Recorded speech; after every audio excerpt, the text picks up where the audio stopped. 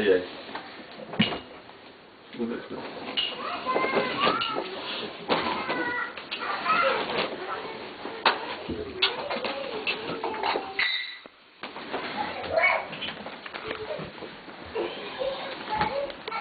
Tripod देना बेटा, tripod खोलो जरा, खोलो।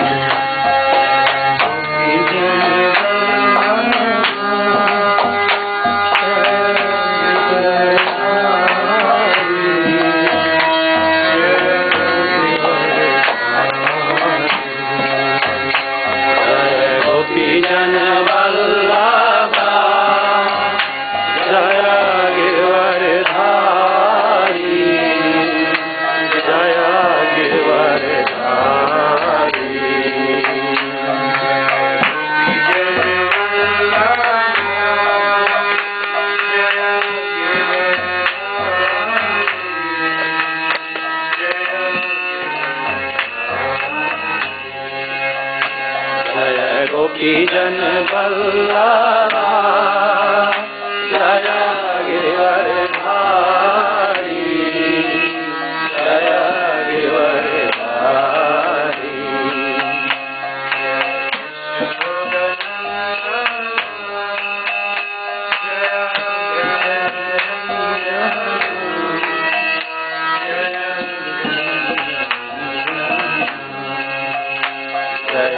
यशोदानंदना जय विजयनंदना जय विजयनंदना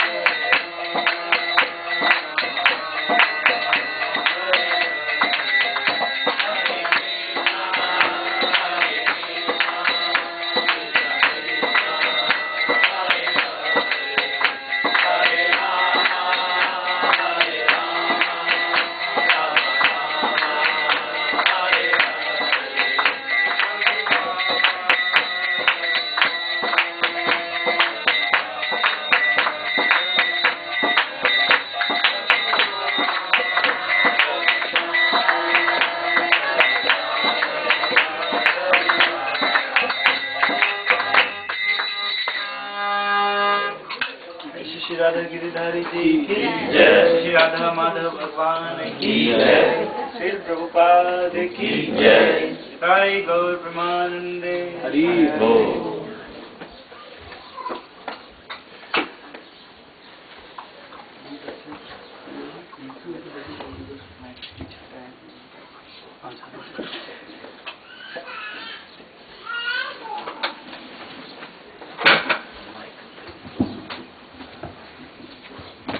हरे कृष्ण। हरे कृष्णा।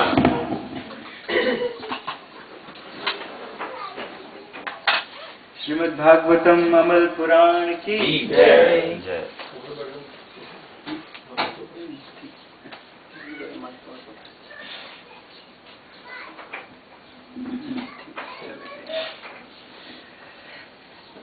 पुरुषोत्तम पवित्र मास में हम सभी भगवान की कथा सुन रहे हैं। भगवान की कृपा से प्रतिदिन श्रीमद् भागवतम की कथा हो रही है, श्री भगवान की कथा चल रही है और आप में से काफी भक्त कथा में भी आ रहे हैं। पुरुषोत्तम मास है, इसलिए इस महीने में भगवान के बारे में सुनना बहुत आवश्यक है। भगवान के नामों में एक नाम है पुरुषोत्तम, का अर्थ है पुरुषों में जो सबसे उत्तम है। इसे तो आप लोग भगवान की बहुत कथाएं सुनते रहते हैं। आज एक ऐसी कथा आपको सुनाते हैं जो बहुत कम सुनने के लिए मिलती है। ये भगवान की ही कथा है। ओम नमो भगवते वासुदेवाय। ओम नमो भगवते वासुदेवाय। ओम नमो भगवते वासुदेवाय। ओम नमो भगवते वासुदेवाय। ओम नमो भगवते वासुदेवाय। ओम नमो भगवते वासुदेवाय। एक श्लोक है श्रीमद् भागवतम का, हमारे पीछे उसे दोहराइए। एवं योगेश्वरः कृष्णो, एवं योगेश्वरः कृष्णो, भगवान् जगदीश्वरः, भगवान् जगदीश्वरः, गीयते पशुदृष्टीनां, निर्जितो जयतीति सः। एवं योगेश्वरः कृष्णो, एवं योगेश्वरः कृष्णो, भगवान् जगदीश्वरः, भगवान् जगदीश्वरः, गीयते पशुदृष्टीनां, निर्जितो जयतीति सः। निर्जितो जयतीति सः। एवं योगेश्वरः कृष्णो, एवं योगेश्वरः कृष्णो, भगवान् जगदीश्वरः, भगवान् जगदीश्वरः, गीयते पशुदृष्टीनां, निर्जितो जयतीति सः। निर्जितो जयतीति सः। इस श्लोक का अर्थ श्रील प्रभुपाद जी के द्वारा, इस समय समस्त योग शक्ति के स्वामी तथा ब्रह्मांड के स्वामी पूर्ण पुरुषोत्तम भगवान कृष्ण सदैव विजयी होते हैं। एकमात्र वास्तविक दृष्टि वाले ही यह सोचते हैं कि कभी कभी उनकी हार होती है। ओम अज्ञानतिमिरान्धस्य ज्ञानञ्जनशलाकया चक्षुरुन्मीलितं येन तस्मै श्रीगुरुवे नमः। श्रीचैतन्यमनोभीष्टं आवाज आ रही है? आवाज आ रही है?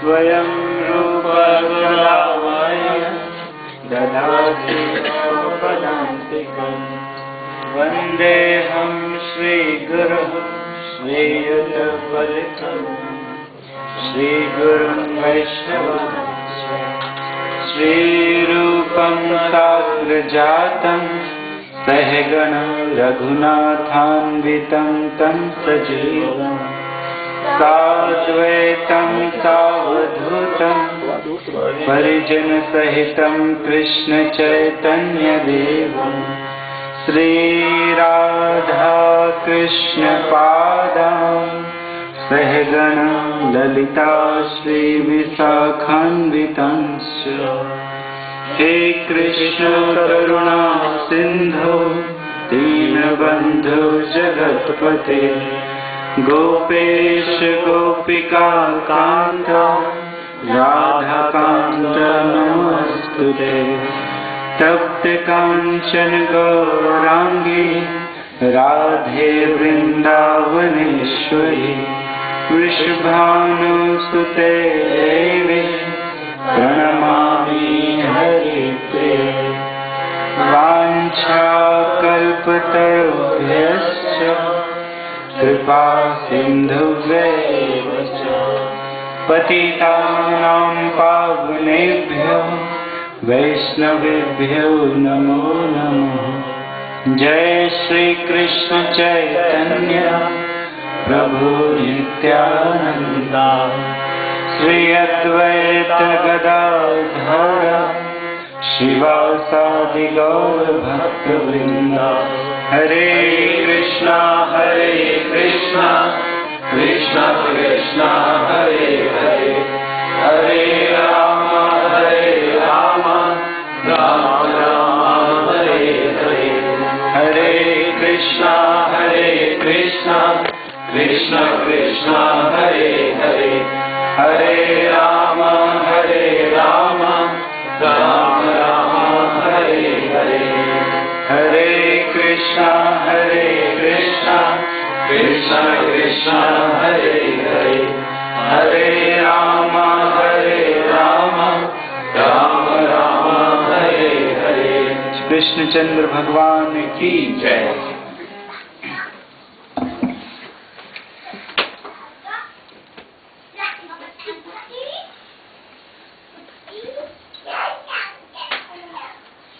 आपने ये सब सुना होगा, इसे अच्छी तरह से जानते हैं कि भगवान के दो पार्षद थे, जिन पार्षदों का नाम था जय विजय। वो भगवान के धाम में भगवान के साथ रहते थे। सनक, सनातन, सनंदन और सनत कुमार, ये चार कुमार हैं जो हमेशा छोटे से ब्रह्मचारी के रूप में रहते हैं, 5 वर्ष के सदैव, तो उससे ज्यादा वे नहीं बढ़ते हैं। तो एक बार ये चारों कुमार गए थे भगवान का दर्शन करने के लिए वैकुंठ में। इस जगत में नहीं, क्षीर सागर में भी नहीं, वैकुंठ में दर्शन करने के लिए गए थे। वैकुंठ में भगवान सदैव अपने बहुत सारे रूपों में निवास करते हैं। तो उन्होंने तो सुना था भगवान के बारे में बहुत। ये भगवान के मानसिक पुत्र हैं, भगवान के मन से जन्मे हुए 4 कुमार जो ब्रह्मचारी रह गए। तो वे गए थे भगवान के दर्शन करने के लिए वैकुंठ में, लेकिन बाहर उन्होंने रोक दिया जय विजय ने। और जय विजय कहते हैं कि अभी भगवान के मिलने का समय नहीं है, इस प्रकार से आप नहीं जा सकते हैं सीधे मिलने के लिए भगवान से। उनके मन में भगवान को देखने की तीव्र आकांक्षा थी, भगवान को देखने की बहुत अधिक उत्कंठा। भगवान बहुत सुंदर हैं और सभी भगवान को देखना चाहते हैं, विशेष रूप से भगवान के भक्त। अगर किसी को भगवान दिखाई दे जाए या किसी को भगवान देख लें तो उसका जीवन सफल है, उसका जीवन पूरी तरह से सफल हो जाएगा, कुछ भी बाकी नहीं रह जाएगा प्राप्त करने के लिए। तो गए थे भगवान का दर्शन करने के लिए, लेकिन इस तरह से जय विजय के द्वारा रोक दिए गए कि नहीं, आप अंदर नहीं जा सकते हैं। तो उन्हें बहुत बुरा लगा, चारों कुमारों को, थे तो बालक ही। तो उन्होंने सोचा कि भगवान के धाम में ऐसा कौन हो गया, कौन पैदा हो गया जो भगवान का दर्शन करने से रोकने लगे। भगवान के धाम में तो द्वेष है नहीं, फिर ये हमें इस तरह से क्यों रोक रहे हैं। तो वहीं उन्होंने श्राप दे दिया। भगवान के बड़े बड़े साधु होते हैं, वे थोड़ा क्रोधित भी होते हैं, श्राप भी जल्दी दे देते हैं। जैसे दुर्वासा मुनि बहुत जल्दी श्राप दे देते थे। जय विजय ने तुरंत श्राप दिया कि तुम भगवान के धाम में भगवान का दर्शन करने से रोक रहे हो, ये तो असुरों का कार्य है, ऐसा तो असुर किया करते हैं। तो इसलिए अभी हम श्राप देते हैं कि तुम असुर बन जाओ, दोनों असुर बन जाओ। तो इस तरह से जब श्राप दिए तो भगवान को तुरंत अंदर पता चल गया कि अरे जय विजय को श्राप मिला। तो तुरंत भगवान आए बाहर निकल के। तो भगवान के रूप का वर्णन है शास्त्र में कि किस तरह से भगवान आए। अपने हाथ में शंख चक्र गदा और पद्म लिए हुए थे, चारों हाथों में। बहुत सुंदर भगवान, जिनको देख के बड़े बड़े देवता भी मोहित हो जाते हैं और केवल एकटक होकर केवल भगवान का ही दर्शन करने लगते हैं। चारों कुमार मोहित हो गए, भगवान को देखने लगे और भगवान के चरणों में अपने सिर को बार बार नवाने लगे, बार बार भगवान के चरणों का स्पर्श करने लगे अपने सिर से। भगवान के चरणों से सदैव सुगंध निकलती रहती है। किसकी सुगंध? चंदन की सुगंध निकलती रहती है। और भगवान के चरणों से तुलसी की सुगंध निकलती रहती है हमेशा। तो भगवान के चरणों से निकलने वाली तुलसी की सुगंध को वे ग्रहण करने लगे और इस तरह से पूर्ण परमानंद में निमग्न हो गए। उनको पूर्ण परमानंद की अनुभूति होने लगी। भगवान के प्रति बहुत अच्छी प्रार्थना को समर्पित किया और समर्पित करने के बाद प्रार्थनाओं को वे भगवान का दर्शन करने लगे।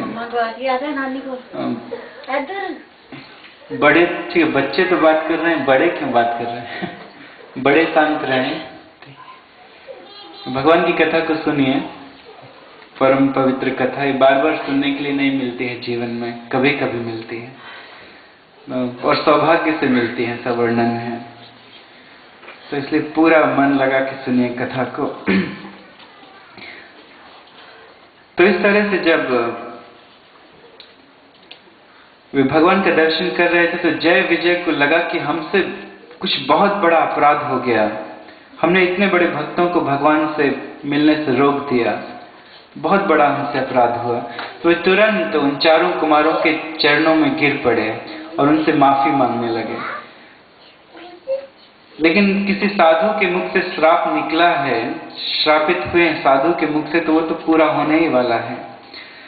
साधु के मुख से यदि कोई वाणी निकल जाए तो निश्चित रूप से वो पूरी होती है। ये बहुत बड़े साधु हैं, कोई छोटे मोटे साधु नहीं है, तो पूरा होना ही था। तो उन्होंने कहा कि ठीक है, आपको 3 बार इस पृथ्वी में जन्म लेना पड़ेगा राक्षस बनकर। 3 बार आप लोग राक्षस योनि को प्राप्त करेंगे और पृथ्वी में जन्म लेंगे। तो लेकिन जैसे ही आपको मारा जाएगा तुरंत आप यहाँ पर आ जाएंगे। हमारे मुख से निकल गया कि राक्षस बनना है तो बनना पड़ेगा, लेकिन जैसे ही मारा जाएगा प्रत्येक बार तो तुरंत आप वैकुंठ में आ जाएंगे और आपको आपकी पोस्ट मिल जाएगी। तो भगवान के फिर से पार्षद बन जाएंगे जय विजय, जो द्वार में खड़े रहते हैं, द्वारपाल। और फिर समय आने पे फिर से जन्म लेंगे, फिर मारा जाएगा, फिर रहते। तो 3 बार आपको पृथ्वी में आना पड़ेगा। तो आप लोग जानते हैं कि प्रथम बार वे आए थे हिरण्याक्ष और हिरण्यकश्यपु के रूप में, प्रथम बार, और भगवान ने उनका वध किया था।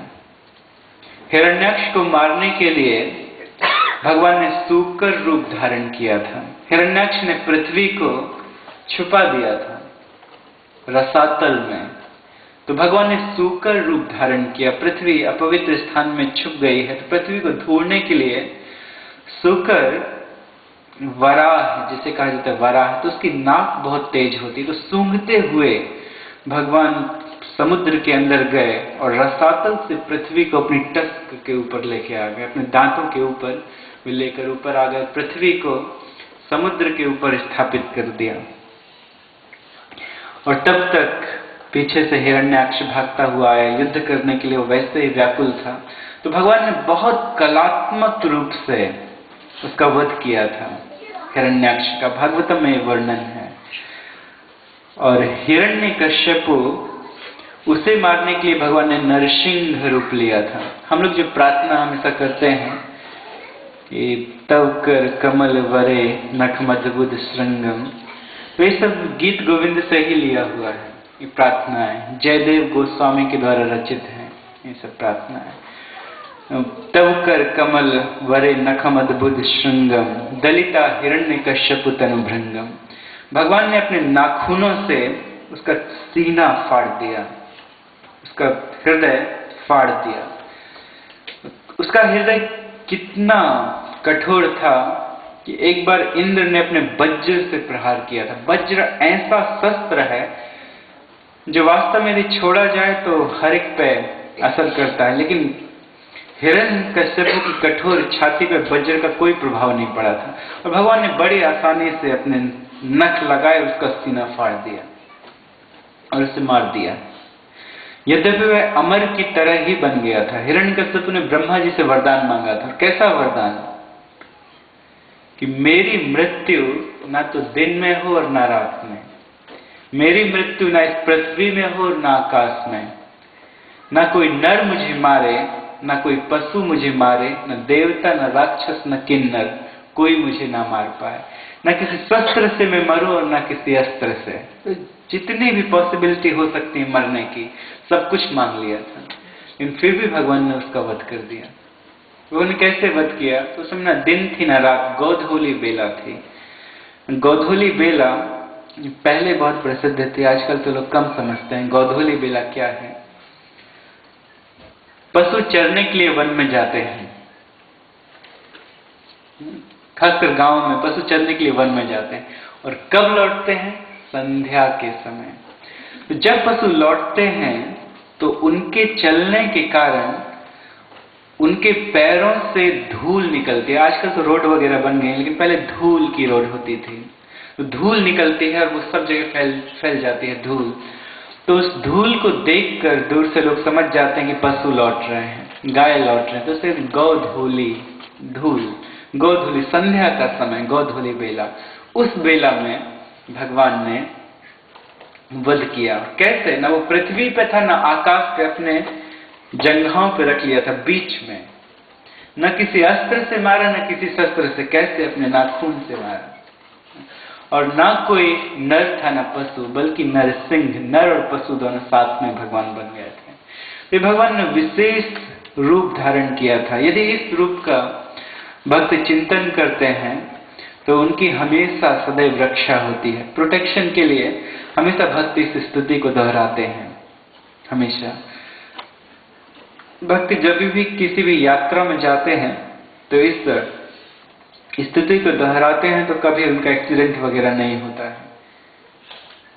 या कहीं बाहर जाते हैं तो घर पे ताला लगाते समय भी और निकलते समय भगवान की स्तुति को दोहरा देते हैं, तो कभी उनके घर में चोरी इत्यादि नहीं होती। और भगवान हर प्रकार से रक्षा करते हैं, शारीरिक रूप से भी रक्षा करते हैं, बीमारियां इत्यादि नहीं होती हैं। इतो नरसिंहा परतो नरसिंहा यतो यतो यामी ततो नरसिंहा, बाहिर नरसिंहा हृदय नरसिंहा नरसिंहम आदि शरणम प्रपद्ये। ये बहुत अच्छी प्रार्थना है जयदेव गोस्वामी द्वारा रचित गीत गोविंद में, इसे दोहराया जाता है। भगवान को बहुत प्रिय है, बहुत अच्छी लगती है, विशेषकर नरसिंह देव को। तो हिरण्यकश्यप को मारने के लिए नरसिंह देव जी ने अवतार लिया।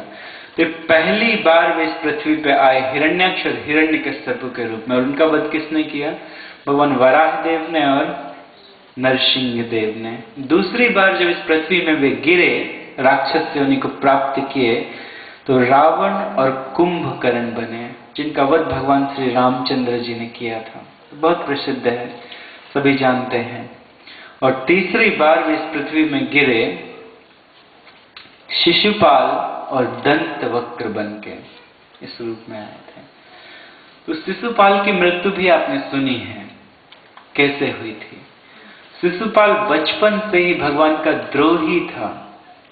बचपन से ही जब बोलना शुरू किया, जब बच्चे बोलना शुरू करते हैं तो मम्मी बोलते हैं, डैडी बोलते हैं, माँ पिता पापा ये सब बोलते हैं। लेकिन जब शिशुपाल ने बोलना शुरू किया तो उसने भगवान को गाली देना शुरू किया। इतना बड़ा द्रोही था भगवान का, बहुत बड़ा द्रोही, पापी व्यक्ति शिशुपाल। तो भगवान ने उसका वध किया था राजसूय यज्ञ में। जब महाराज युधिष्ठिर ने राजसूय यज्ञ किया था और उस यज्ञ में ये निर्धारित करना था कि किसकी पूजा की जाए। राजसूय यज्ञ में एक सबसे बड़े ब्रह्मचारी की पूजा की जाती है। तो कौन है यहाँ सबसे बड़ा ब्रह्मचारी? तो किसी ने कहा भीष्म पितामह की पूजा कीजिए, वो सबसे बड़े ब्रह्मचारी हैं। किसी ने और नारद जी की पूजा कीजिए, किसी ने कहा 4 कुमारों की। भीष्म पितामह जी कहते हैं नहीं, कृष्ण की पूजा कीजिए, क्योंकि भगवान की बहुत सारी पटरानियां हैं। तो फिर भी उन्होंने कहा कृष्ण की पूजा कीजिए, वास्तव में वो सबसे बड़े ब्रह्मचारी हैं और कोई नहीं। भगवान के 6 ऐश्वर्यों में धन, शक्ति, यश, सौंदर्य, ज्ञान और वैराग्य, 6 ऐश्वर्य हैं भगवान में। तो उनके एक ऐश्वर्य में एक ऐश्वर्य है वैराग्य, ब्रह्मचर्य। तो सबसे बड़े ब्रह्मचारी हैं, सबसे बड़े शिरोमणि हैं। भगवान की 16,108 पटरानियां हैं और प्रत्येक पटरानी से 10-10 पुत्र और 1 पुत्री प्राप्त है। कितना बड़ा वंश है भगवान का, लगाइए अपना हिसाब, कैलकुलेटर में लगाना पड़ेगा। कितना बड़ा वंश है भगवान का, लेकिन फिर भी भगवान को ब्रह्मचारी रूप में पूजा की जाए। तो कारण क्या है? कारण ये है, भगवान ने कभी भी किसी भी स्त्री के साथ मनुष्यों की तरह संग नहीं किया। किसी भी स्त्री की, भगवान बैठते थे, हंसी मजाक करते थे। और वे वास्तव में बड़े बड़े ऋषि मुनि थे जो भगवान की रानी के रूप में जन्मे थे, क्योंकि वे चाहते थे भगवान के साथ श्रृंगार भाव में रहना। और प्रत्येक रानी की जब इच्छा हुई कि उनका पुत्र हो, तो भगवान ने ऐसे आशीर्वाद दे दिया, तुम्हारे पुत्र हो जाए, 10 पुत्र हो जाए, तो उनके 10 पुत्र हो गए। तुम्हारी पुत्री हो जाए तो उसकी 1 पुत्री हो गई। तो भगवान केवल कह देते थे मुख से और उनके पुत्र हो जाते थे, पुत्रियां हो जाती। तो सबसे बड़े ब्रह्मचारी भगवान। तो सबने कहा, सराहा कि हाँ, भगवान की ही पूजा होना चाहिए, भगवान की ही पूजा होना चाहिए। तो उस राजसूय यज्ञ में भगवान कृष्ण को ऊपर बैठाला गया और तब तक वहां पे शिशुपाल भी आया था। तो शिशुपाल वहां पे गाली देना शुरू किया, अरे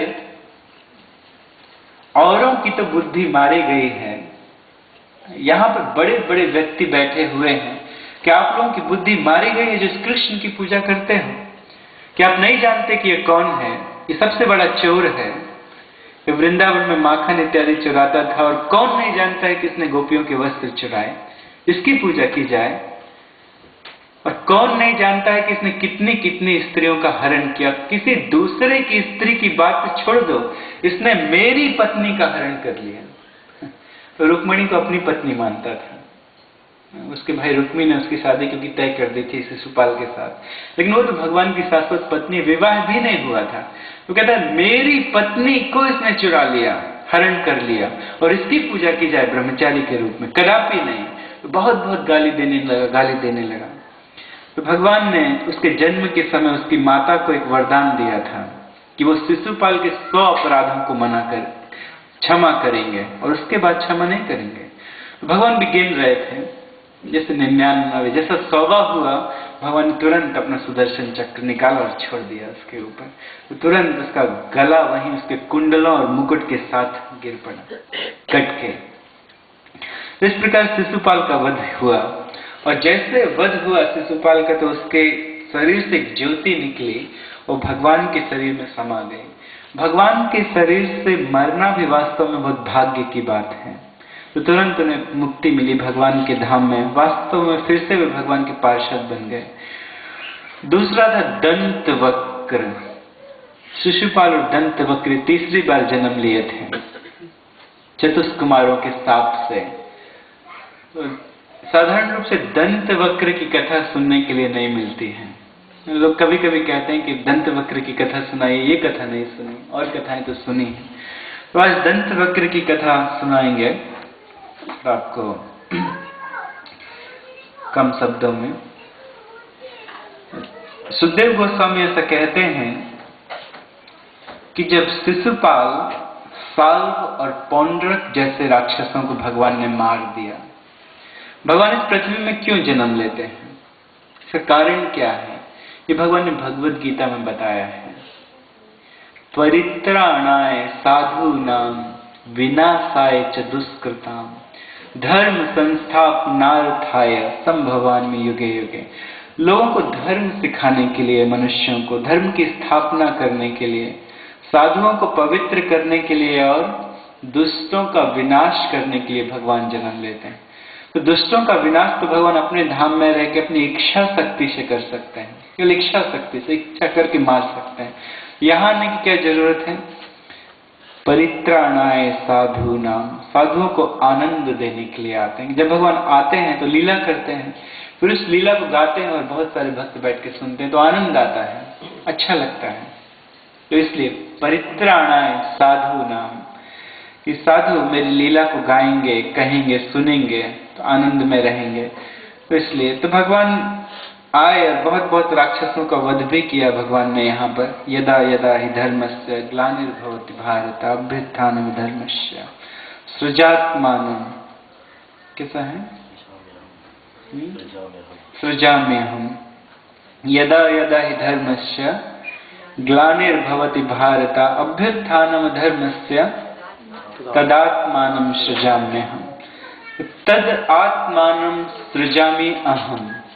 सृजामि अहम, भगवान कहते हैं कि मैं खुद धर्म की स्थापना करता हूं, अधर्म का नाश करके। तो इस पृथ्वी में बहुत बहुत अधार्मिक राजा बढ़ गए थे, और जितने भी ब्राह्मण हैं, गौ हैं, धर्म स्वयं और ब्रह्मा समेत 6 लोग तक साई विष्णु से प्रार्थना किए थे कि इस पृथ्वी का भार कम कीजिए।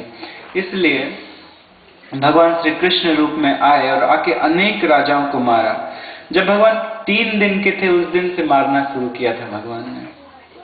पहले भगवान ने पूतना नाम की राक्षसी को मारा था, 3 दिन में, 6 दिवस के थे तब मारा। और ऐसा वर्णन है कि भगवान प्रत्येक दिन वृंदावन में एक राक्षस को मारते थे, प्रत्येक दिन। क्यों मारते थे, इसका कारण क्या था मारने का? तो इसलिए क्योंकि राक्षस बहुत बड़े हुए थे। तो कंस प्रत्येक दिन एक राक्षस को भेजता था कृष्ण को मारने। भगवान किसी को मारने के लिए नहीं गए, वो राक्षस कृष्ण को मारने के लिए आए थे और स्वयं मर गए, कोई वापस नहीं जा पाया वृंदावन से। तो भगवान तो मारने के लिए सोचते भी नहीं थे राक्षसों को। भगवान बालकों के साथ बैठ के आनंद से लीला करते रहते थे, विहार करते रहते थे, बहुत सारे गोपों के साथ, गोपियों के साथ लीला करते रहते थे। तो उन सब गोपों का मन कृष्ण में लगा होता था, कोई खाना भी नहीं खाना चाहता था कृष्ण को छोड़ के, कोई कुछ खाना पीना नहीं चाहता था, सबका मन तो कृष्ण में ही लगा है, कृष्ण की लीला में लगा है। तो उनका ध्यान अपने से थोड़ा अलग करने के लिए ये सब लीला की जाती थी। एक राक्षस आता था तब तक थोड़े लोग यहाँ वहां हो जाते थे, और भगवान उस राक्षस को मारते थे, तब फिर सबको भगवान कहते थे कुछ खाओ, अब कुछ खाना भी चाहिए। तो क्योंकि भगवान भी इस तरह से लीला में निमग्न हो जाते थे, योग माया भुला देती थी भगवान को, खाना पीना सब कुछ। तो इस तरह से व्यवस्था की जाती थी। तो भगवान ने भगवान 10 साल पूरे 11 साल वृंदावन में थे।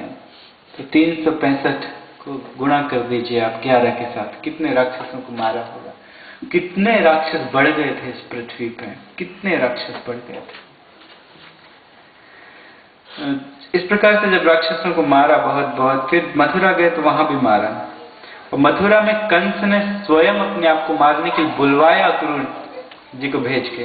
भगवान को नहीं जाना चाहते थे मथुरा वृंदावन से, लेकिन कंस ने अपनी मृत्यु को स्वयं बुलाया अक्रूर जी को भेज के। फिर द्वारिका में भी मारने लगे। तो शिशुपाल, साल्व जैसे, पौंड्रक जैसे बड़े बड़े राजाओं को मारा, बहुत बड़े बड़े राजा। ये बहुत मायावी राक्षस थे, साल्व इत्यादि, पौंड्रक इत्यादि। पौंड्रक तो अपने आप को भगवान कहता था। वो कृष्ण को उसने एक निमंत्रण भेजा युद्ध के लिए कि अगर तुम भगवान हो तो आके मुझसे युद्ध करो, क्योंकि भगवान तो मैं हूं, लोगों को मूर्ख क्यों बनाते हो। ये पौंड्रक एक कैसा राजा था, कितना पापी था कि उसने अपने नकली 2 हाथ और जोड़ लिए थे, नकली बना के 2 हाथ, और उसमें वो नकली चक्र और नकली शंख रखा हुआ था, नकली गदा पकड़ा था कौमुदकी नाम का, नकली सब। और वो सबसे कहता था कि मैं भगवान हूँ, कृष्ण नहीं, वो भगवान नहीं, मैं हूँ परम ब्रह्म, मैं भगवान हूँ। तो देखिए, मनुष्य इस तरह से भी माया में जा सकता है, इस तरह से माया में जा सकता है। इसको कहते हैं अपने स्वरूप से बहुत दूर निकल जाना, अपने आप को नहीं पहचान पाना कि हम क्या हैं, हम क्या हैं। तो कभी कभी ऐसा होता है कि मनुष्य अपने स्वरूप को नहीं पहचान पाता है, अपनी गलतियों को नहीं पहचान पाता है, कभी नहीं। तो ये पौंड्रक नाम का एक था राक्षस, लेकिन अपने आप को क्या समझता था? अपने आप को समझता था कि मैं भगवान हूं। उसका सेल्फ एलिएनेटेड, बहुत दूर निकल जाना अपने आप से, इतना दूर निकल, जबकि उसको खुद मालूम था कि मैंने दो नकली हाथ लगाए हैं, ये कौमुदकी असली नहीं है, ये चक्र असली नहीं है, लेकिन फिर भी वो उसको ही सत्य समझने लगा था कि यही सत्य है। उसको विश्वास हो गया था कि मैं ही भगवान हूं। तो उसने निमंत्रण भेजा कृष्ण को। भगवान आए, वो इस प्रकार से बहुत आवाज कर रहा था, बहुत चिल्ला रहा था सामने से। भगवान ने कहा ठीक है, आप असली भगवान है तो अपना चक्र छोड़िए, चक्र छोड़िए, नहीं तो मैं। और भगवान ने कहा ठीक है, चक्र मेरे पास भी है, तो काम की मेरा चक्र आप ले लीजिए। नकली चक्र होगा तो भगवान ने कहा लो अपना चक्र संभालो, आप भगवान हो तो चक्र संभालो। तो भगवान ने ऐसे चक्र छोड़ा कि संभालो अपना चक्र।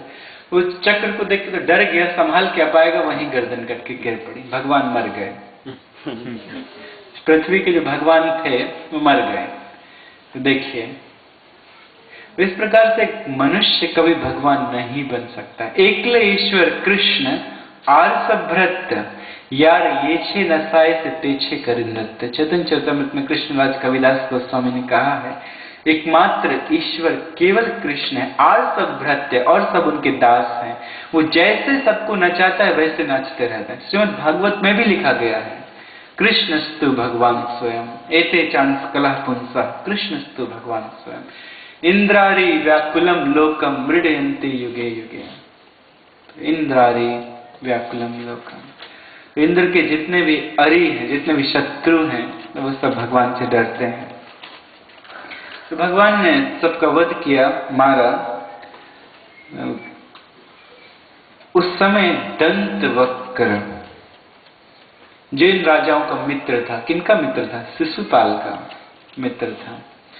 और किनका मित्र था? साल्व का। और किनका मित्र था? पौंड्रक इत्यादि राजाओं का मित्र था। तो वह चला एक पदाते सक्र क्रुद्ध गदा पाणी प्रकंपयन। कैसे चलता था? जब चलता था इस पृथ्वी में, इतना शक्तिशाली का था कि उसके चलने से पृथ्वी हिलती थी, भूकंप आता था, अर्थक्वेक आता था। सोचिए, इतना भारी व्यक्ति कोई चले। कभी कभी ऐसा होता है ना कि हम लोग अपने घर में चलते हैं, लकड़ी के मकान तो हिलते हैं थोड़े थोड़े, धम धम धम ऐसे आवाज आती है, लकड़ी के मकान। तो उस बलशाली व्यक्ति के लिए उसका भार इतना बड़ा था और ऊंचाई इतनी ऊंची थी उसकी ऊंचाई कि पृथ्वी हिलती थी इस तरह से, जैसे कोई बड़ा मदमत्त हाथी चल रहा है।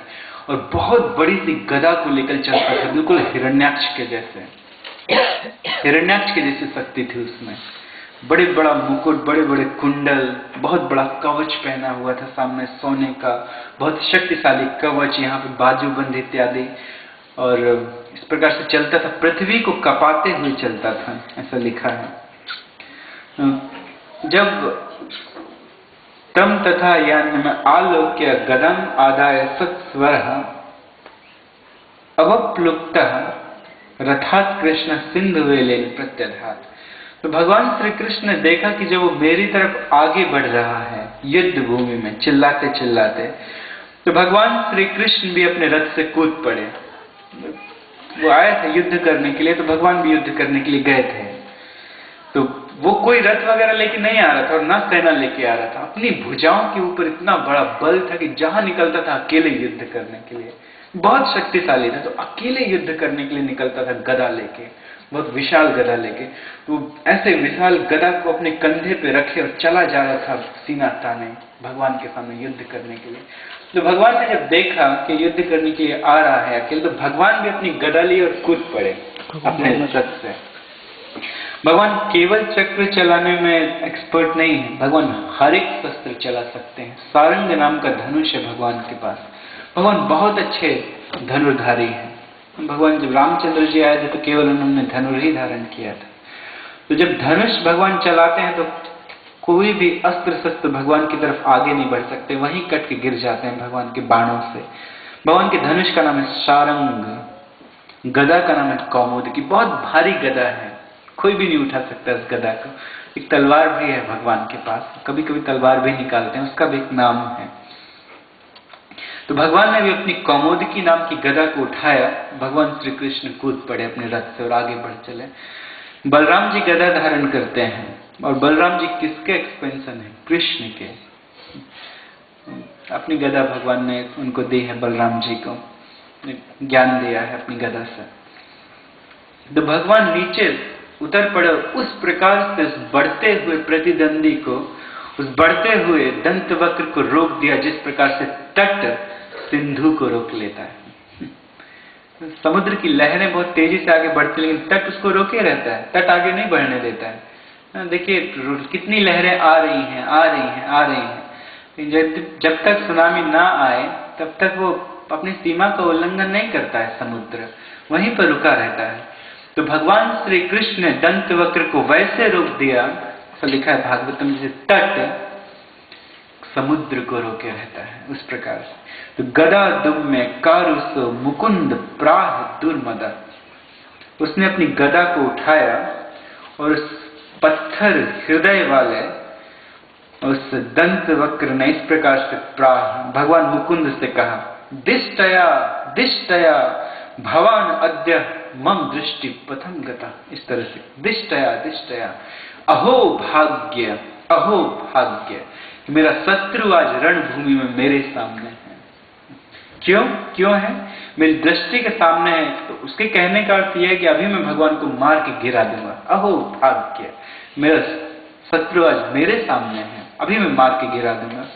तो इसका अनुवाद करते हैं जो श्रीधर स्वामी जी अनुवाद, दिष्टया दिष्टया, बहुत मेरा बड़ा भाग्य है, बड़ा भाग्य कि मेरी दृष्टि के सामने भगवान दृष्टि गोचर हुए। ये किसी मनुष्य का बहुत बड़ा भाग्य है कि उसके सामने भगवान आए। मनुष्य भक्त समझ जाते हैं, असुर नहीं समझ पाते हैं। वृंदावन के ग्वाले ऐसा कहते हैं भगवान को देख के, अहो भाग्यम, अहो भाग्यम, नंद गोप ब्रजौ कसाम, पूर्णम परमानंदम, पूर्ण ब्रह्म सनातनम। ब्रह्मा जी वास्तव में इस बात को कहते हैं कि इन वृंदावन वासियों का कितना बड़ा भाग्य है जो भगवान सदैव इनकी दृष्टि के सामने रहते हैं।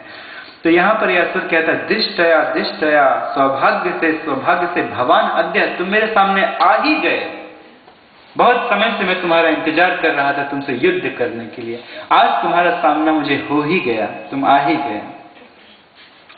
तो वह भगवान से कहता है, तुम मातिलेयो न कृष्ण मृत द्रुमम जिघांससी, अहस्वाम गदय मंदम हानिस्ते वज्र कल्पया।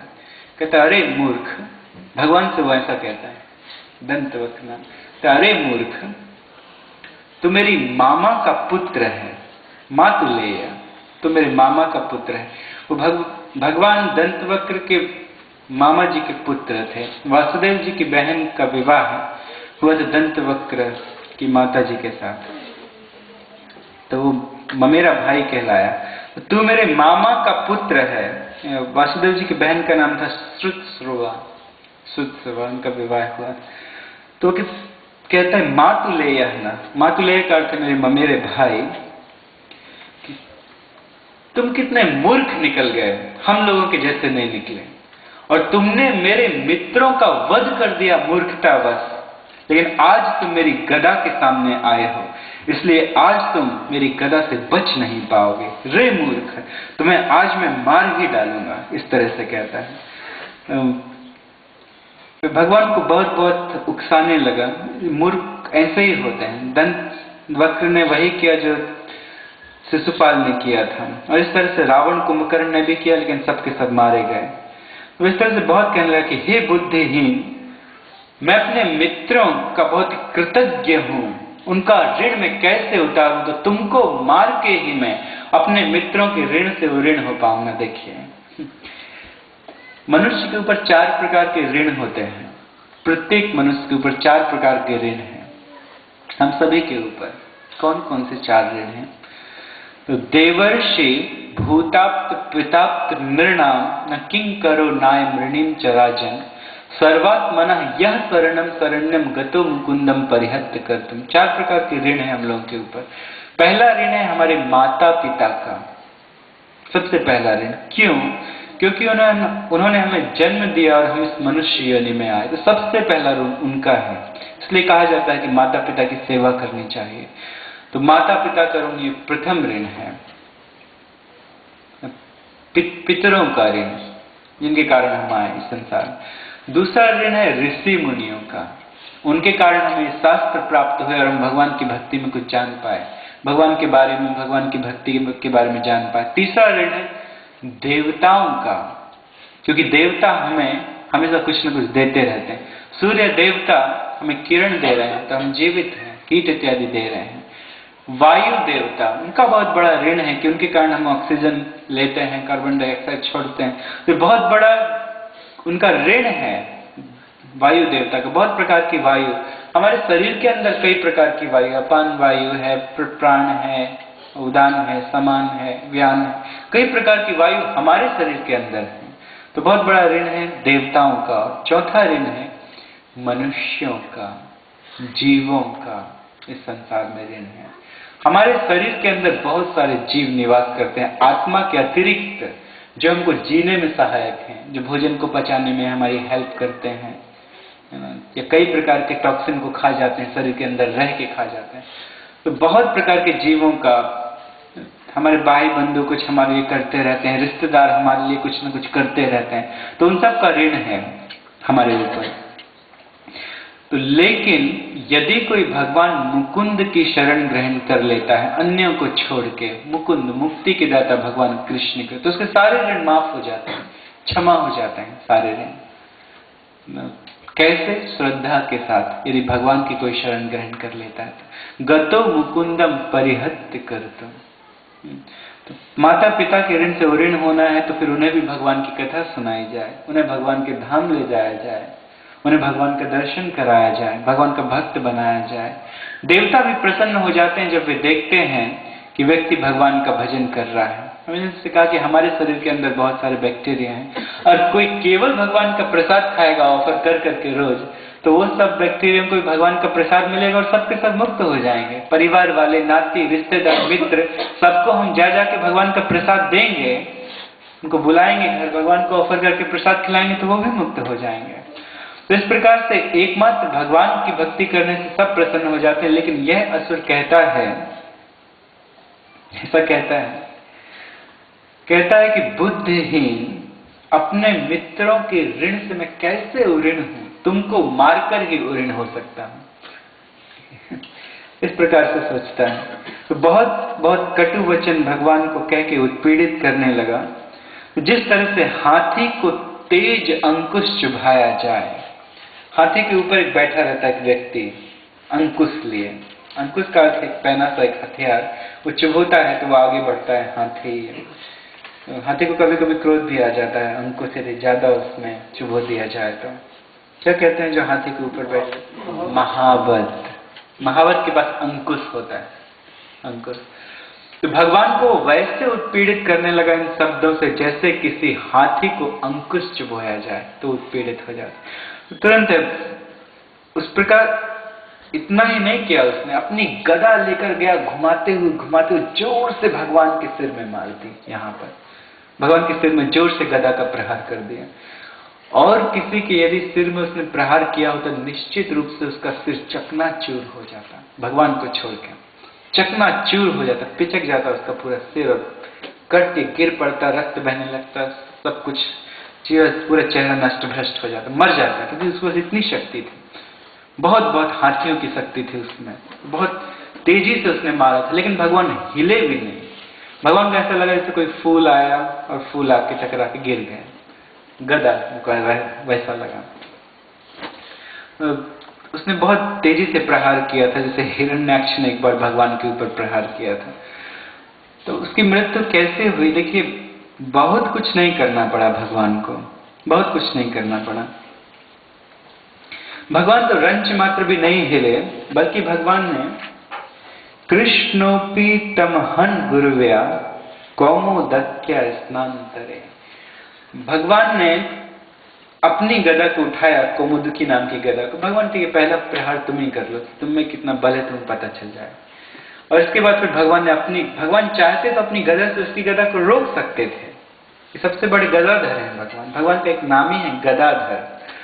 तो लेकिन भगवान ने अपनी गदा को फिर उठाया और घुमा के उसकी छाती में मार दिया। बहुत नहीं करना पड़ा, जैसे उसकी छाती, भगवान के मुख में मारा, भगवान को कुछ नहीं हुआ, मुकुट भी नहीं गिरे। जैसे ही छाती में मारा, उसकी छाती फट गई, चकनाचूर हो गई उसकी छाती, चकनाचूर हो गई और रक्त फव्वारे की तरह निकलने लगा उसकी छाती से। और निर्जीव होकर भूमि पर गिर पड़ा, उसके बाल बिखर गए और उसकी भुजाएं इत्यादि सब कुछ छितरा गई, पैर से गिर गए, भुजाएं ऐसे हो गई, पूरी तरह से विदीर्ण हो गया उसका शरीर और वो मर गया। बहुत नहीं करना पड़ा, ये दंत वक्र का वध ऐसे हुआ था। बहुत लंबी कथा नहीं है इसमें कि ऐसे युद्ध हुआ। ऐसे हिरण्याक्ष को तो भगवान ने बहुत खिलाया था, बहुत देर के बाद खिलाने, इतना खिलाया कि भगवान ने अपनी गदा भी गिरा दी।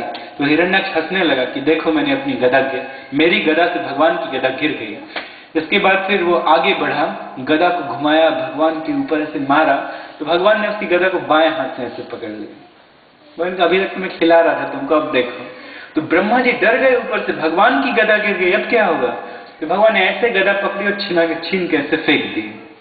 और इसके बाद भगवान कहते उठाओ अपनी गदा।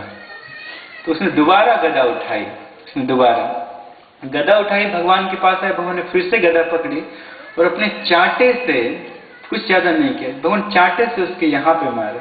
कितना कनपट्टी पे मारना कहते हैं, तो कनपट्टी पे ही मारा उसके यहाँ पर, वो रक्त उगलता हुआ भूमि पे गिरा और मर गया। लेकिन उसको ज्यादा खिलाया था भगवान, बहुत देर तक। इसको दंतवक्र को खिलाया नहीं, बस एक गदा मारे। इतना बुरा वो बोल रहा था और भगवान के ऊपर गदा से प्रहार किया। तो भगवान का देखो, एक गदा मारी, छाती फट गई, मर गया। तो उसका एक छोटा भाई भी था, तो छोटे भाई का नाम था विदुरथ। अब वो हाँफता हुआ दौड़ा, हाथ में तलवार लेके, ढाल लेके भगवान को मारने के लिए तलवार और ढाल लेके दौड़ा। तो भगवान ने उसी समय अपना सुदर्शन चक्र उठाया और उसका सिर काट दिया, उसके मुकुट और कुंडलों के साथ वो गिर गया।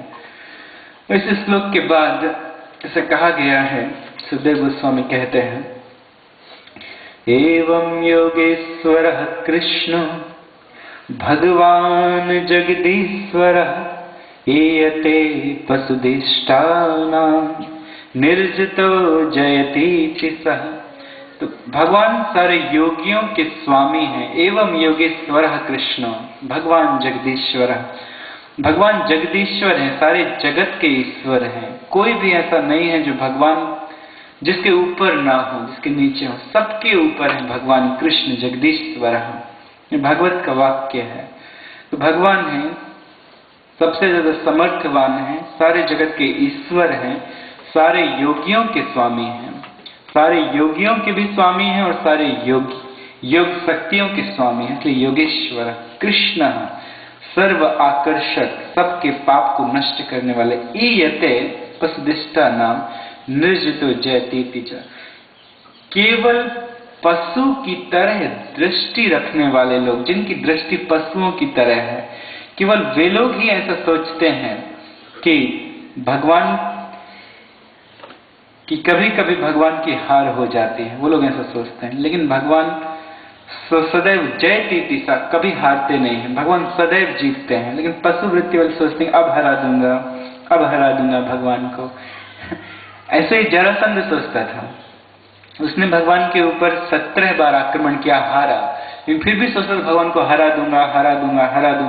और भगवान स्वयं अपनी पुरी का निर्माण करके वहां चले गए, तो उसने सोचा कि मैंने भगवान को भगा दिया, मैंने भगवान को हरा दिया, ऐसा सोचता था। फिर बाद में मारा गया केवल भीम के द्वारा, भीम ने ही मार दिया जरासंध को। तो पशु की तरह दृष्टि रखने वाले लोग ही केवल सोच सकते हैं कि वो भगवान को मार सकते हैं, हरा सकते हैं। लेकिन सारे योगियों के स्वामी, पूरे ब्रह्मांड के स्वामी, उनको कौन हरा सकता है? जिन्होंने ब्रह्मा जी को बनाया, ब्रह्मा जी की संतानें उनको कैसे हरा सकती हैं? इस जगत में जितने भी लोग आए हैं, चाहे वो असुर हो चाहे कोई भी, सब ब्रह्मा जी से ही उत्पन्न है। ब्रह्मा जी ने ही सबकी सृष्टि की। तो ब्रह्मा जी की सृष्टि जिन्होंने की उनको कैसे हरा सकते हैं? भगवान के नाभि कमल से ब्रह्मा जी निकले हैं। नाभि से एक सुनहरा कमल निकला, उसमें ब्रह्मा जी का जन्म हुआ।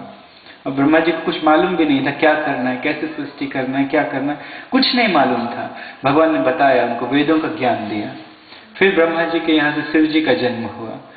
तो शिव जी भगवान के पोते हैं और ब्रह्मा जी भगवान के पुत्र हैं, तो स्पष्ट शास्त्रों में लिखा हुआ है। तो कैसे फिर दूसरी सृष्टि भगवान को हरा सकती है?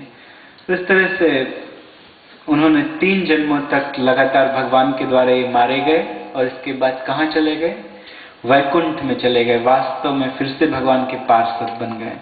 इनके सामने एक शर्त भी रखी गई थी, ये तो 7 जन्म, हाँ, कि 7 जन्म तुम पृथ्वी पर जाने को तो बोल दिया, तो 7 जन्म तुम्हें अच्छा चाहिए कि 3 जन्म बुरा? तो उन्होंने कहा हम ज्यादा भगवान का विरह नहीं सह सकते, 3 जन्म ही काफी। चलो बुरे बनेंगे लेकिन जल्दी भगवान के पास आना चाहते हैं, 3 जन्म ही दे दो। तो वो 3 जन्म ही राक्षस बने और फिर वो भगवान के पास जाके फिर भगवान के पार्षद बन गए, भगवान के चरण कमलों की सेवा करने लगे।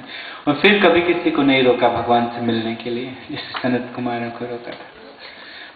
यहाँ एक कथा पूरी होती है। आज दंत वक्र की भी कथा हो गई। कृष्णचंद्र भगवान की, श्री राधा गिरिधारी जी की, जगन्नाथ बलदेव सुभद्रा मैया की, श्री गौर निताय की, श्री प्रभुपाद की जय। हरे कृष्ण हरे कृष्ण। तो जी थोड़ा भजन बोलने के लिए बोलो था वो जी, इजाजत है आपकी? थोड़ा भजन बोलना था। ठीक है ठीक है।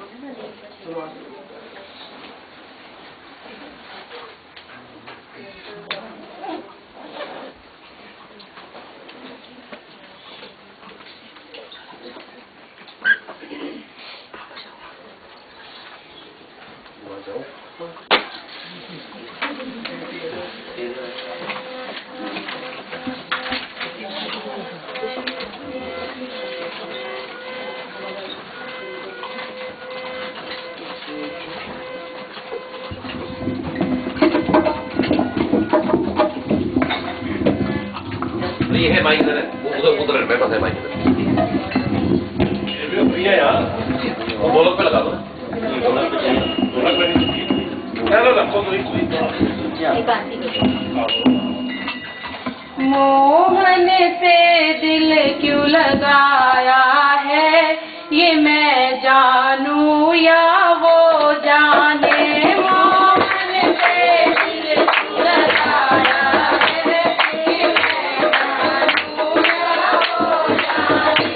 गलिए से दिल क्यों आया है, ये मैं जानूं या वो जाने। गलिए से दिल क्यों आया है, ये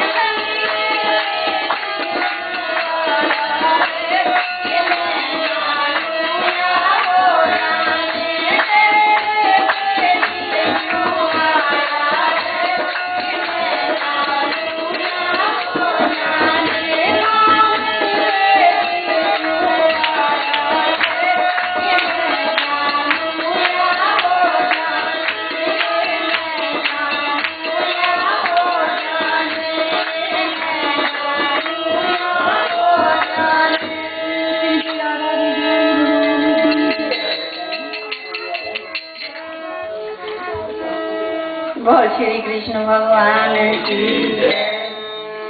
मैं कमली होई नी मैं कमली होई नी मैं कमली होई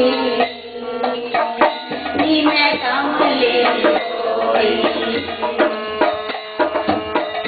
एक बार छवि देखी नाच घट की एक बार छवि देखी नाच घट की एक बार छवि देखी नाच घट की एक बार छवि देखी नाच घट की। देखते ही मैं हुई दीवानी देखते ही मैं हुई दीवानी देखते ही मैं हुई दीवानी देखते ही मैं हुई दीवानी। के रूप में खोई मैं कमली होई मैं कमली होई मैं कमली होई मैं कमली होई मैं कमली होई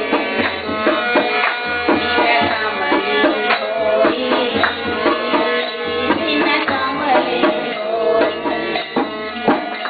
मैं कमली होई मैं कमली होई। कदम के नीचे अखियाँ मीचे कदम के नीचे अखियाँ मीचे बड़ा सनंद माला कदम के नीचे अखियाँ मीचे बड़ा सनंद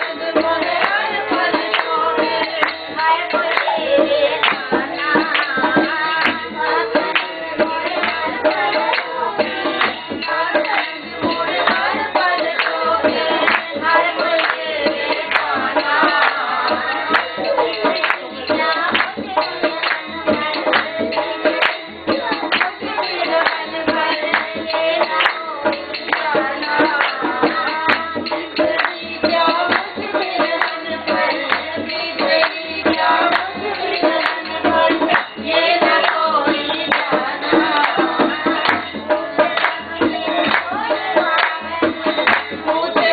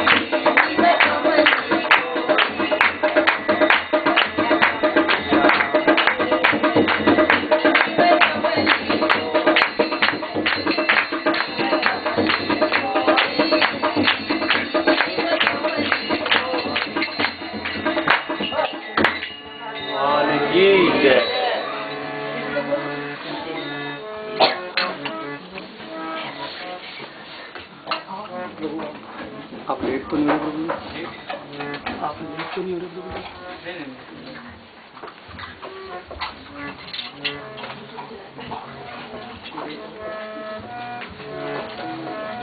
समझ में आपके लेके कृष्ण जिनका नाम है, गोकुल जिनका धाम है, ऐसे श्री भगवान को बारंबार प्रणाम है।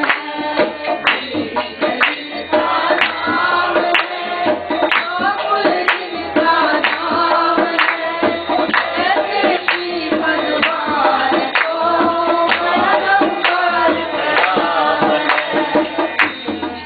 जिनका नाम है, गोकुल जिनका धाम है, ऐसे श्री भगवान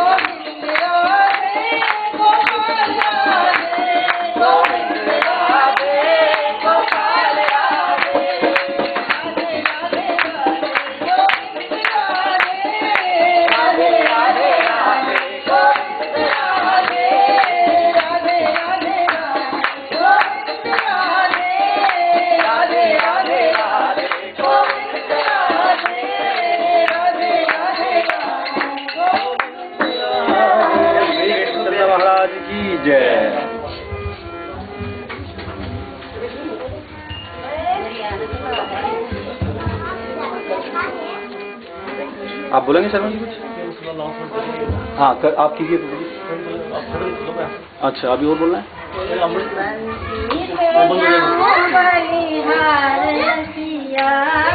मैं तो नाचूंगी तेरे दरबार रसिया तेरी पे जाऊं निहार रसिया तेरे दरबार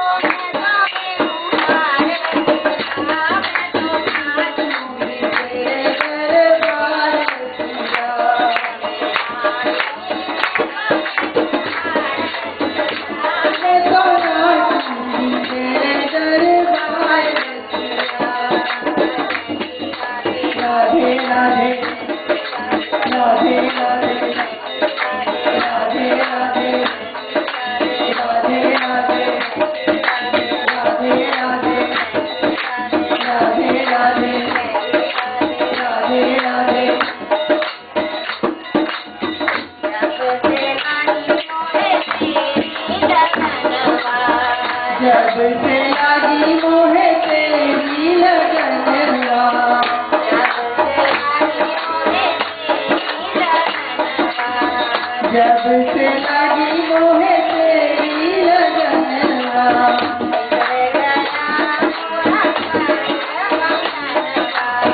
बिसर गया मोरा घर आंगनवा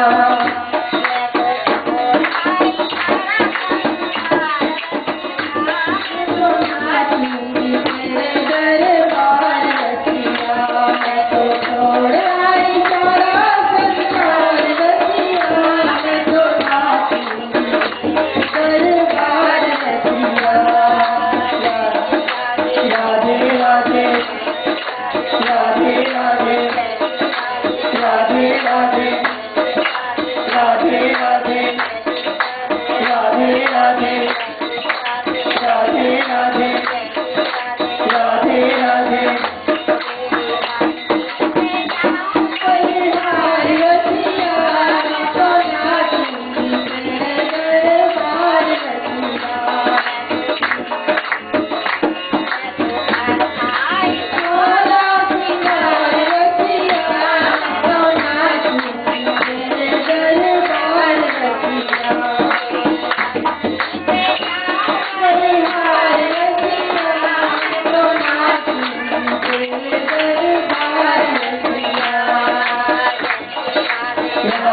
राधे राधे राधे राधे राधे राधे राधे राधे राधे राधे राधे राधे राधे राधे राधे। बोल श्री कृष्ण भगवान की जय। शर्मा जी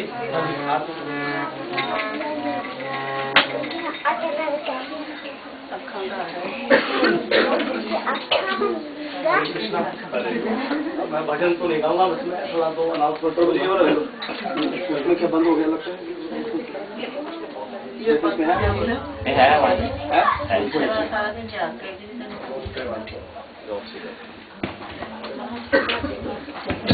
पहली तो अनाउंसमेंट है कि 29 सितंबर को सैटरडे को न्यूजीलैंड ब्राह्मण समाज एक चैरिटेबल ट्रस्ट है यहाँ पर, और ऑकलैंड हिंदी मंच जो हिंदी के प्रसार के लिए प्रचार के लिए काफी कुछ कर रहा है। कल यहाँ हिंदी दिवस भी मनाया गया और निहंगा में शांति निवास में।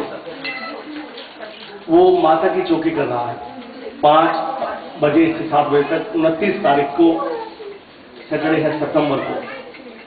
और मेरा ब्राह्मण समाज की तरफ से ऑकलैंड हिंदी मंच की तरफ से, क्योंकि मैं उनमें काफी इन्वॉल्व हूँ, आप सभी को सादर आमंत्रित करता हूँ। मैं सबको देख लिया, आप जरूर आइए वहां पर, क्योंकि हिंदी हमारी भाषा है, उसके प्रचार के लिए हम नहीं करेंगे तो और कौन करेगा यहाँ पर।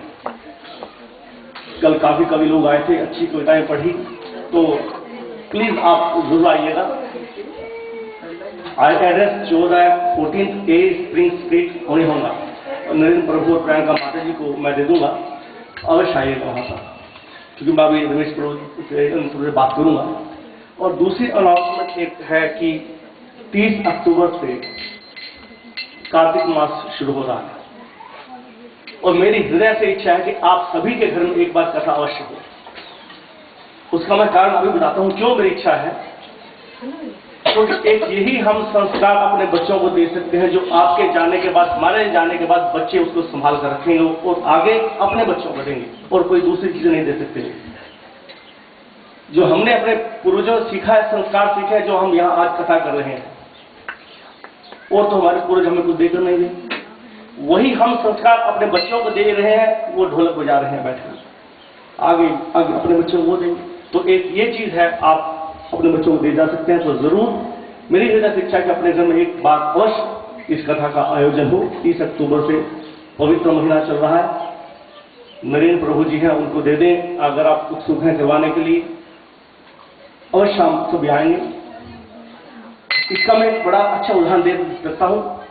और जो आपके पड़ोस में इंडियंस हैं, उनको आप 1 नहीं, 2 नहीं, 4, 10 बार कहिए कि कृपया आप कथा में आइए। वो नहीं आते कोई बात नहीं, आपको तो पुण्य प्राप्त होगा। 20 बार कहिए, आपको नुकसान है, कुछ हानि नहीं है। एक बार उदाहरण देता हूं, मैं जिस स्कूल में जाता हूं, मुझे कल ही पता चला, इसलिए मैं बता रहा हूं। मैंने अपने पत्नी को सुबह बताया, हमारे वहां एक लाइब्रेरियन है, अंग्रेज है किवी, उसका जो हस्बैंड है वो प्लम्बर है प्रभु जी। तो वो एक मुसलमान के घर प्लम्बिंग का काम करने गया और अगले दिन आकर मुसलमान बन गया। मैं बड़ा हैरान हुआ कि उस मुसलमान ने उसको क्या सिखाया, क्या बताया उस किवी को कि मुसलमान हो गया। बड़ी हैरानी की बात है, किस ढंग से कन्विंस किया उसने। हम कम से कम किवी को कन्विंस नहीं कर सकते कि आप भगवान की भक्ति करें, कम से कम इंडियंस को तो ला सकते हैं कि भाई हमारे भगवान है, हम इंडियन, वहां तो आइए कम से कम। तो इतना तो आप करिए कि जो आप पड़ोस में है, इधर उधर है, हिंदू है, इंडियंस भाई है, प्लीज आइए कथा में। भगवान का नाम होगा, हमारे बच्चों को आगे अच्छे संस्कार मिलेंगे, ये देश भी इसका भविष्य उज्जवल होगा और भारत का भी होगा। हरे कृष्णा। तो कथा में और कार्तिक मास की कृपया प्लीज ध्यान दीजिए और अवश्य आइएगा। करते हैं प्रभु जी, मैं अपने पूरे परिवार की तरफ से जो इंडिया में मैं उनको बोला, मम्मी वगैरह को, पिताजी तो मैं आपको मैं बताया था, तो शायद वो भी कथा को सुनने जरूर आए होंगे। तो मैं उन सबकी तरफ से आपको तहे दिल से धन्यवाद देता हूँ प्रभु जी। आपकी भागवतम में जितना असर है मेरे पास उसके लिए शब्द नहीं है प्रभु जी ज़्यादा कहने के लिए, लेकिन ना मेरे जिस नालायक के पास इतने शब्द होंगे, कभी मुझे ऐसा लगा है प्रभु जी। पर जब से मैं पहले भी सबको बोला, ऐसा नहीं कि मैं इसमें आपकी बढ़ाई करने के लिए बोला प्रभु जी, पर ये सत्य है जो आज मैं आपको दिल से कहना चाहता था प्रभु जी। जब से हमें आपके दर्शन हुए प्रभु जी, और जैसे शर्मा जी ने बोला ये सौभाग्य प्राप्त हुआ है, तब से जानकारी हुई है। वरना हम भी ब्राह्मण कुल में उत्पन्न हुए, पैदा हुए, लेकिन जितना ज्ञान हमारे, मैं अपनी वाइफ को भी कई बार बोला प्रभु जी कि मम्मी पापा से भी इतना सीखने को नहीं मिला, और किसी से भी इतना नहीं मिला जितना आपने थोड़े से टाइम में हमें दिया प्रभु जी। तो आपको मैं अपनी आत्मा से दिल से प्रणाम करना चाहूँगा प्रभु जी। Thank you.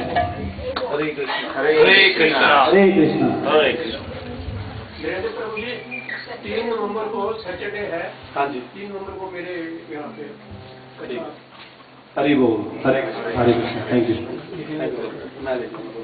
आप शर्मा जी ने जैसे मेरा नंबर दिया, आप किसी से भी, शर्मा जी से भी संपर्क कर सकते हैं। आपके संपर्क में कोई और है, रमेश जी भी इधर बैठे हुए ब्लू क्रॉस में भी रहते हैं, वो आता है, वो नंबर मेरे पास ही आ जाता है। आप किसी से भी बात कर सकते हैं। किसी और को भी कार्तिक मास में कोई भी और प्रोग्राम करवाना होगा, जैसे प्रभु जी ने डेट बताई। हार्दिक धन्यवाद आपका, लेकिन मैं चाहता हूँ सभी के घर में हो, सभी के घर में, सभी के घर में। और अड़ोस पड़ोस को जबरदस्ती लाए, आप खींच कर लाए, वरना मुझे ले जाए, मैं ला मैं लाऊंगा। हरे कृष्ण।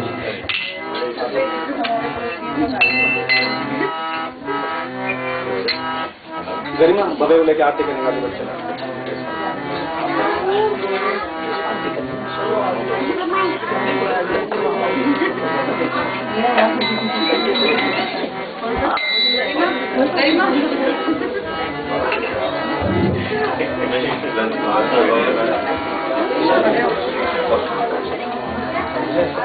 उसको फर्क दिखाएगा।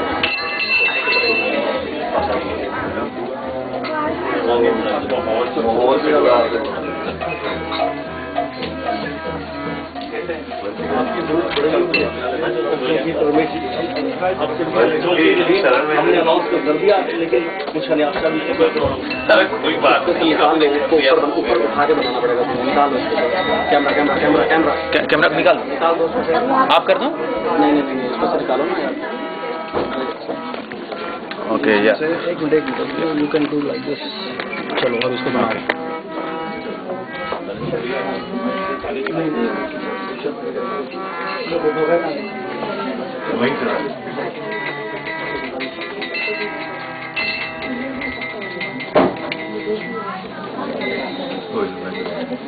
आरती आरती अति पावन पुराण की, आरती अति पावन पुराण की, आरती अति पावन पुराण की, आरती अति पावन पुराण की, धर्म भक्ति की ज्ञान खान की, धर्म भक्ति की ज्ञान खान की, आरती अति पावन पुराण की, आरती अति पावन पुराण की।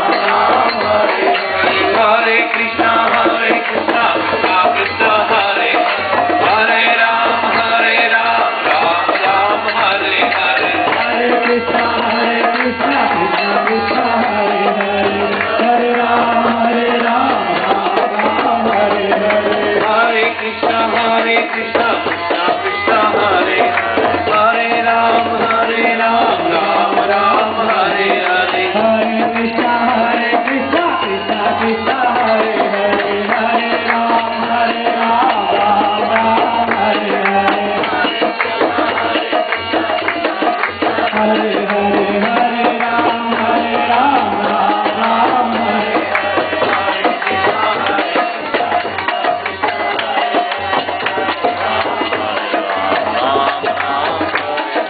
हरे कृष्णा कृष्णा कृष्णा हरे हरे हरे राम राम हरे हरे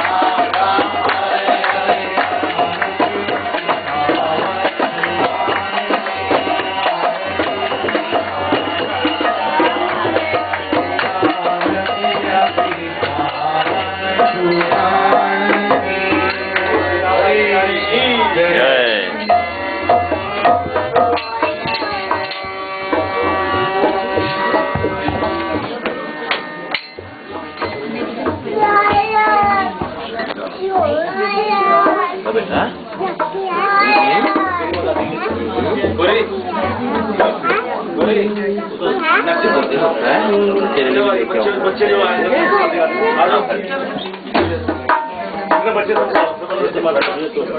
बच्चे